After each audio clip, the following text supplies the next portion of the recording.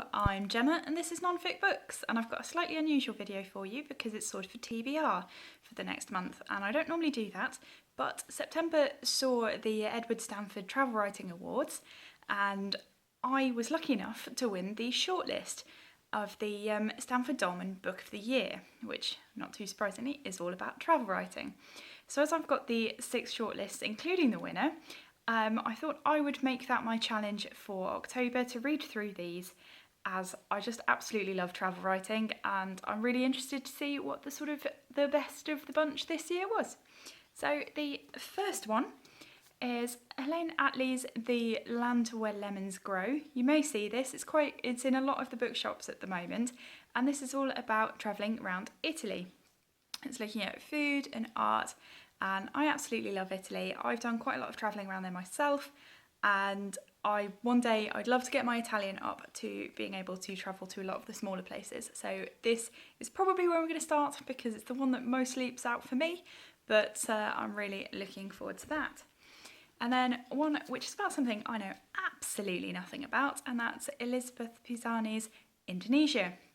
And Indonesia was made independent in 1945, and since then there was a lot of promises made that haven't really been fulfilled. So it's quite a young country in the modern world, and it's been umming and ahhing and trying to find its feet. And this is her travelling throughout Indonesia, looking at how different areas have been able to sort of get their own independent identities back and find their own sort of feet in the new age. And I'm really looking forward to this because it is not something I know anything about whatsoever. This you may have seen everywhere because this has been nominated for the Thwaites Wainwright Award at the beginning of the year as well. And this is Philip Marsden's Rising Ground, and this is all about how place sort of gets into our soul and how we relate to place and what it is about different areas of the landscape that really appeal to us and really get down into our bones. So this sounds absolutely fascinating. And this is right up my alley, so hopefully this will be a really good one. I'm looking forward to this and I think I'm going to enjoy it quite a lot. And then we have Walking the Woods and the Water, and this is by Nick Hunt, and he has been following in the footsteps of, I'm going to get this name right, Patrick Leigh Fermor, walking throughout Europe over towards Istanbul. And I think it was the earlier part of the 20th century where the walk was originally done, and this is Nick Hunt following the walk, and it should be really interesting, walking through loads of different areas. So I reckon that this should be quite good because he walks through areas of Europe that I'm not very familiar with, and I certainly don't know anything about Istanbul, so fingers crossed this will be a great one. I'm assuming these are all going to be good because they've made the shortlist, but we'll see.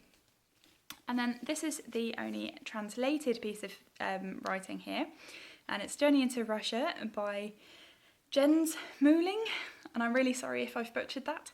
And he is, I believe, a German author, and this sounds really interesting because it's really bad, but I know very little about Russia. So this is all about modern day Russia and going into the Ukraine a little bit. And I just think that sounds really interesting for someone like me who doesn't know anything about Russia, well, very little. This should be an interesting starting point to get to know a little bit more about such a big, powerful country. And then finally, and definitely not least, this is Down to the Sea in Ships by Horatio Clare, which was actually the winner of the Stanford Dolman Prize. And this is about the men who work on shipping containers and the container ships that take them throughout the world, because so much of our modern society is fully reliant on these people, but we know so little about them, and I think it sounds so different. The rest are much more about sort of personal travels and the historical places and being away from other people and walking, and this is all about the travelling that makes our society run. And that sounds really interesting because I have never read a book like that at all. And as it won, I'm assuming it's going to be absolutely fantastic. So I'm really looking forward to this, but what I will probably do is leave this one till last so that I've read all of the others, and then I can read this and sort of see if I agree whether I think this should have won the prize, which will be really interesting. So those are the 6 books on the Edward Stanford Travel Writing Awards shortlist for the Stanford Dolman Prize, which was awarded in September. And thank you very much for them, because I won a competition to get these books and they're all signed, which is rather lovely. And I'm really looking forward to having this next month reading these books. So if you've read any of them, please leave me what you thought down below. And if you've got any questions and comments, again, leave a message for me and I'll get back to you. I'll hopefully see you in a video soon. Bye!